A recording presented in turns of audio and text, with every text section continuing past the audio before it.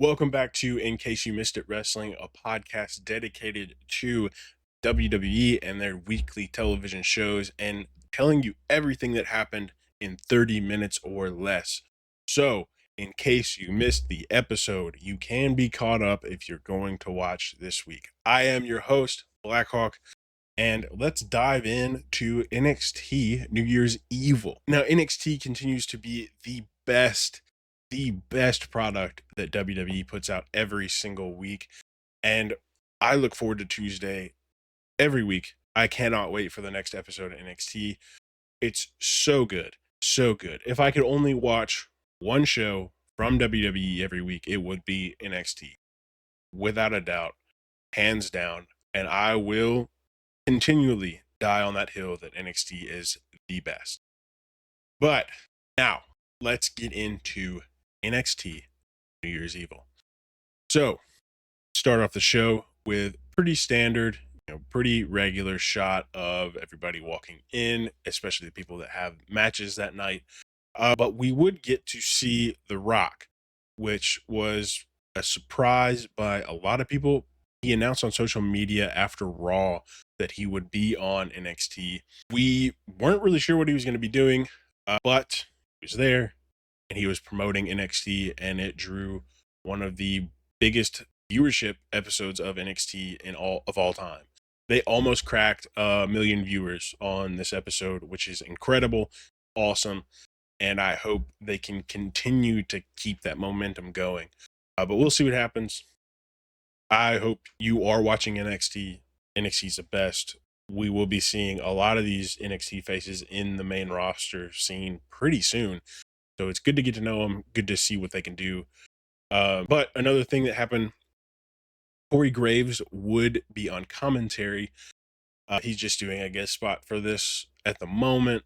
I don't know if they're planning on bringing him back full time for NXT, but it was kind of cool to see him, in NXT doing commentary again, as he did NXT commentary for a very long time. But moving into the first match of the night, Julia versus Roxanne Perez. Now, this is a crazy match. This is such a good match. It was able to show off each one's talents in the ring with a lot of grappling, a lot of striking, some high flying. They did everything as a wrestler you could do to perform in a ring, right? They showed that they are well-rounded and very, very good talents that will make a huge impact on the main roster when their time is up. Cora Jade would come out and interfere in this match, only just for a moment, though. She really didn't do too much. There was a moment where Julia and Roxanne Perez were laying outside on the ring, almost got a double disqualification for this match, which I think would have been a disappointing ending, but could have potentially pushed us for, a no disqualification match, which would have been awesome. But Cora Jade grabs Roxanne Perez, throws her back in the ring, and Julia makes it on a very, very, very late 9 count. Great match. Great match. This, for me, is the match of the night. If you're going to watch one match, watch that. That, for sure, is the match of the night. Julia would end up winning and would win her first NXT championship, her first WWE championship. Great. Awesome.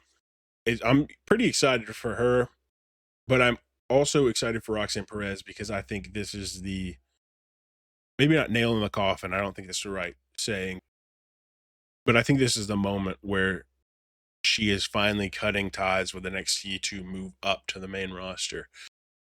I don't know if Cora Jade will follow along with her, but I think Roxanne Perez is moving to the main roster very, very soon, especially since they're not doing a draft this year.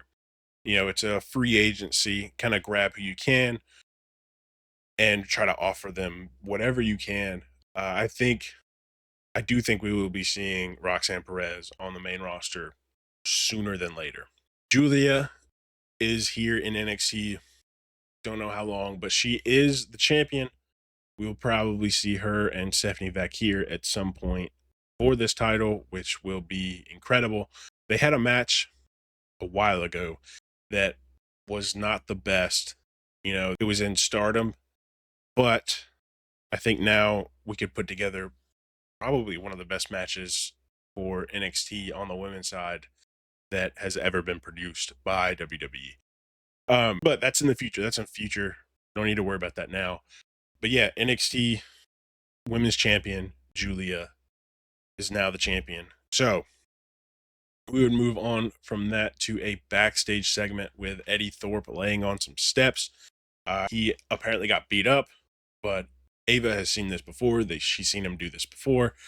Doesn't take any pity on him, says he still has a match, and they take him back to medical. After that, we would get a Javon Evans video package where he is calling out Ethan Page because Javon Evans had to have his jaw wired shut after Ethan absolutely destroyed him with a chair. He was brutal. It was awful to watch. Bleeding everywhere. Pretty bad. But he said he's coming for retribution for himself and Cedric Alexander, who Ethan Page shoved his hand into a toolbox and slammed it shut last week. So, no update on when he's coming back, but we will be seeing him and Ethan Page probably do a handful of matches. Him and Cedric probably do a handful of matches with Ethan Page. Don't know. We'll see what happens, but I don't think it'll be anytime soon because having your jaw wired shut is not a next week kind of thing. We would move on to the fatal four-way between Cora Jade, Stephanie Bakir, Lola Vice, and Kalani Jordan. Now, this is a match with a group of women that will be household names. Every woman we have seen so far on NXT tonight will be women's champion on the main roster at some point within the next 5 years, without a doubt. The NXT women's roster is so stacked with talent, it's actually insane. I can't wait to see what they put together and what they come up with for the next couple of years. It's going to be so much fun to watch the growth and the push some of these women are about to get. I look forward to it with great anticipation. But there can only be one contender for the North American Women's Championship, and that's what they're fighting for. Great match. Pretty standard fatal four-way match, if you ask me. A lot of high spots. Everybody was able to showcase their talents, which is great. We don't get that a lot on the main roster, but NXT continues to be able to showcase every single person in their own way to the best of their ability. Stephanie Bakir would end up winning this match, and I think that's the best option by far. Stephanie, international talent, international champion. It's only a matter of time before they put a belt around her because she definitely deserves it. She is going to be, a household name at some point very soon for the WWE fans. It's just a matter of time. Moving on from that, we would get a backstage segment with Ava and the Unholy Union. They're getting a match next week against Jakara Jackson and Lash Legend of the Meta Girls for the one contendership for the Women's Tag Team Champion. Now, I am not a huge fan of the one Women's Tag Team Championships. I think NXT should have their own, especially with the rise of the women's division, number one. Number two, the rise of factions in the women's division. I think it does a disservice for, especially the main roster, to only have one and have all these great teams in NXT. I think NXT should have a women's tag team championship to be able to showcase some of these teams and not detract from the main roster at the same time, right? Like it's so dumb to me. And when they unified the belts, I was disappointed. I'm gonna be honest with you. I was pretty disappointed in that move. I understood it at the time, but now I'm looking back at it like that was a stupid thing to do. But I digress. I can't say anything about what they're doing in the main office. I don't know nothing. I don't know none of this. So I'm just speculating and talking about what we do know now. But Obafemi would come interrupt and say he is the one that beat up Eddie Thorpe because Eddie Thorpe beat him up last week. Not necessarily beat him up, but he did attack him, so he attacked him back, obviously. That's how things work in the WWE. That's how things work on NXT. This average wrestling thing, sure. But Ava takes no pity on Eddie Thorpe and says he is still part of the match. He's still part of the triple threat. And Oba says that's fine because the outcome will always be the same. So Raw, Oba Femi is a monster. So good. And he has had a quick rise to the top for a good reason. He has put on some of the best matches for NXT, the men's division, this year. And we will be seeing him on the main roster very, very soon. After that, we would get an OTM video package with their tag team championship match next week against Fraxium. Basically, just kind of reiterating who they are. OTM has not had the best presentation so far. And so I'm interested to see what they can do in the ring and what they can do in just a regular tag team match. They don't get a lot of TV time, which is a shame. I think they should, but we could be seeing something different very soon if they perform well in this tag team match. I don't think they will walk away with the tag titles on this, but I think they could use this as a vehicle for, future plans. We would move in to the 6-woman tag match with Fatal Influence versus Shotzi, Tatum Paxley, and Gigi Dolan. Now, I really love this faction of Shotzi, Tatum Paxley, and Gigi Dolan. I think it's awesome. I really hope they can stay together for a long time. This is another one of those matches that's full of women that will be, primetime players on the main roster, especially with the mid-card titles. We'll be seeing a lot of these faces surround these mid-card titles very, very soon. Jasmine Nix is the only one that I'm not 100% on. That's the only one. I think that her in-ring ability is great. I think she's amazing in-ring, right? But I don't think she has quite found who she is yet, right? She isn't great on the mic, and she does really well as like a backup player, but I don't think she could elevate herself to be a single star. I think she really, really needs Fatal Influence to keep rising, which is not great. Fallon Henley could do it without Fatal Influence. JC Jane could do it without influence. Shotzi has done it without Tatum Paxley and Gigi Dolan. Tatum Paxley can do it. Gigi Dolan can do it. And Jasmine Nix is the only one that's kind of a little bit behind the pack in this match, but she does great. Really good match. Shotzi would end up pinning Fallon Henley, and we would see something about that later on. We would go backstage again after this match with Ethan Page and Ava. Ethan is mad he did not make the card for New Year's Evil, especially after all the evil he has done. Rock interjects and tells Ethan that he is the final boss, but when it comes to NXT, Ava is the final boss, and they need to get along if he wants to get along with The Rock. So Ethan leaves. He's like, I think I could do that. Rock talks about his promo later. He says he doesn't know what he's going to say. Ava tells him to feel the crowd and feel it from his heart. He'll know exactly what to say. And I've got some words about that later. Lexis King and Charlie Dempsey for the Heritage Cup. Now, this comes after Lexis King had to give the Heritage Cup back to Dempsey after winning by disqualification. Move by Ava that was met with some scrutiny. I didn't quite agree with it, but here we are. So Final Death and Lexis King would end up taking the win, which I think is the right decision.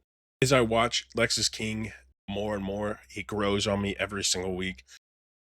I don't think right now I could see him as NXT champion. North American champion, sure. Heritage Cup champion, definitely.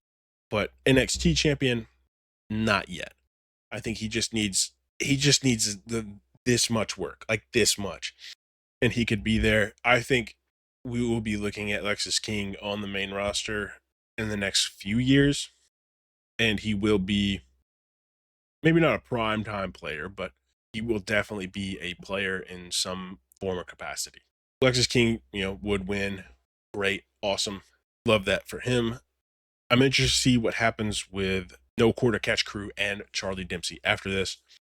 Really no word, nothing on social media other than Ren Sinclair pretty much having a I'm sorry moment for that, which I thought was kind of funny.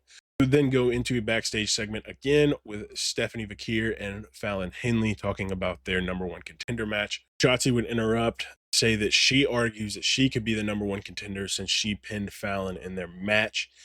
Ava doesn't disagree. And so Shotzi and Stephanie Vakir will face off for the number one contender next week.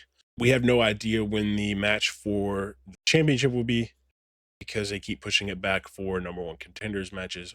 But, it is what it is. I think these matches have been great. I'm glad Shotzi's back, and I'm glad she's getting the respect that she deserves. As if it has to be on NXT, that's fine. She's had some big moments on the main roster, and I'm glad she's getting, her flowers and getting what she deserves. Now, after this, we would move into Oba Femi versus Trick Williams. Without Eddie Thorpe, it would just be Oba and Trick. They would fight for a while in a pretty good match. Pretty good. Not the best match, but pretty good. Eddie Thorpe would eventually come back out and he would come out with a chair, but literally do nothing. Like, he did absolutely nothing to push this match even further or do anything to make himself look good. He pretty much just came out to get beat up. They could have just cut him out of the match and it really wouldn't have made that much of a difference. Like, he could have done what he did as a run in, just being mad he didn't make the match, right? It was an interesting decision, but that's why I said earlier, I'm not sure about Eddie Thorpe. Eddie Thorpe could go either into obscurity or he could go to the top of the card. And I don't know which way he's going. And he really just jumps back and forth between the two week to week. And that's not good. That's not good for him. Hopefully they get something figured out very soon. Because they're pushing him to be a main event talent for NXT, and I don't think he's ready. I don't think he's ready yet.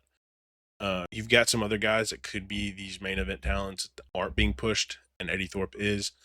But, we'll have to see what happens. You got a lot of guys coming up from the Performance Center that could easily replace Eddie Thorpe with just what he's done now. So we will have to see what happens.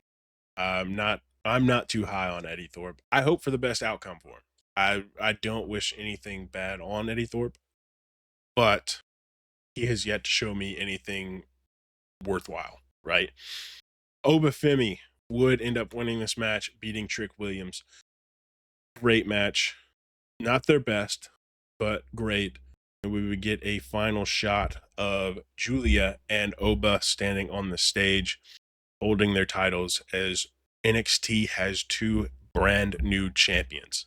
So, very interesting. Very good. I'm enjoying NXT a lot. I can't wait to see what they do with moving both of their titles off of the previous owners in one night on regular TV. That's not something we would see in the main roster even up until recently. And so I'm glad they're making this change because that's something that made the Attitude Era, Raw is War era, the Ruthless Aggression era. That's what made it special to watch weekly is somebody was putting a belt on the line at some point during the night, and there's always a chance that they could lose it. And we've lost that recently, and we're finally getting that back. So very, very excited about that. The Rock would come out.